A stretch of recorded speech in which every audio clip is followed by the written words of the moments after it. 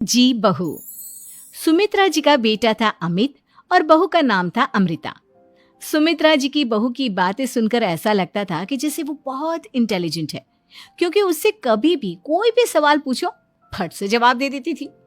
अरे भाई, उसके जवाब से तो गूगल भी पीछे रह जाता था।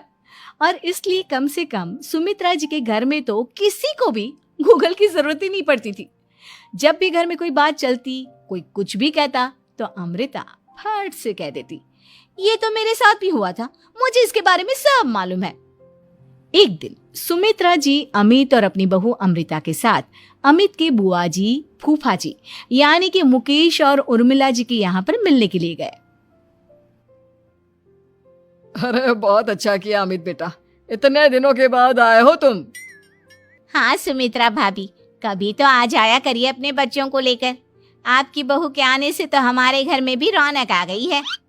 वो क्या है ना, अमित ऑफिस के काम में बहुत बिजी रहता है, इसलिए उसे तो वक्त ही नहीं मिल पाता।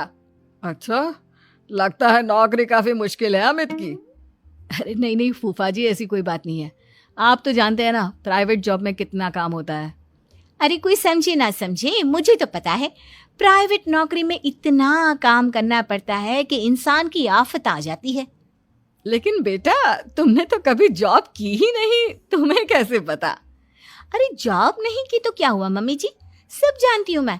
सबसे पहले ऑफिस में जाओ, वहां पर अपनी एंट्री डालो, उसके बाद दिन भर सिस्टम पर बैठकर काम करो। चारों तरफ कैमरे लगे होते हैं, आप अपनी नजर इधर की उधर नहीं कर सकते। उसके बाद दिन भर बॉस की चिक चिक सुनो, वो अलग से। यही सब होता है, मुझे ना सब पता है। अरे बहू रानी तो काफी इंटेलिजेंट है, हर बात की खबर है इसको। थोड़ी देर बाद, अब देखिए सुमित्रा भाभी, इतने दिनों के बाद आई हैं आप, खाना खाकर ही जाना, ऐसे तो मैं आपको जाने नहीं दूंगी। वैसे बुआ जी, खाने में क्या बनाया है? वो क्या है ना बेटा, आज तुम्हारी बुआ जी की तबीयत थोड़ी ठीक नहीं थी, इसलिए हमने सोचा कि जब तुम लोग यहाँ आ जाओगे तो बाहर से खाना मंगवा लेंगे और साथ में बैठकर खाएंगे। लेकिन बस प्रॉब्लम इतनी सी है कि मुझे बाहर से खाना ऑर्डर करना नहीं आता। सोचा जब अमित आएगा तो उसी को बोल दूंगी। अरे मुझे आता है ना, मैं कर देती हूँ ऑर्डर। बताइए क्या क्या मंगाना है आपको? इटालियन, कॉन्टिनेंटल, इंडियन, पंजाबी, सब पता है मुझे। क्या बात है बहू, क्या घर में भी खाना रोज बाहर से ऑर्डर करती हो? अरे नहीं नहीं नहीं बुआ जी, ऐसी कोई बात नहीं है, बस मुझे ना सब पता है। कोई बात नहीं अमृता, मैं अपने फोन से ऑर्डर कर देता हूँ। अरे क्या बात है, आजकल ऑनलाइन डिलीवरी पर कोई ऑफर नहीं चल रहा है, वरना काफी पैसे बच जाते। कैसी बात करते हैं अमित, मैं कह रही हूँ ना मुझे सब पता है। मुझे एक बहुत अच्छा ऑनलाइन डिलीवरी वाला मालूम है, जहाँ पर 50% ऑफ मिल जाएगा। और आज तो वैसे भी फ्राइडे है ना, फ्राइडे को तो उस पर 50-70% ऑफर मिलता ही मिलता है। अरे क्या बात है, इसके बारे में तो मुझे पता ही नहीं था। अरे बेटा, जिस चीज के बारे में किसी को पता नहीं होता, हमारी बहू को पता होता है। एक काम कर, तू उसी को ऑर्डर करने दे। क्या बात है अमृता बेटा, तुम तो बहुत इंटेलिजेंट हो, सब कुछ जानती हो। कुछ दिनों के बाद सुमित्रा जी की कुछ सहेलियां उनसे मिलने के लिए आती हैं। अरे सुमित्रा बहन कैसी हो, बहू कैसी है तुम्हारी? अरे पूछिए मत, बहुत इंटेलिजेंट है मेरी बहू, सब कुछ जानती है।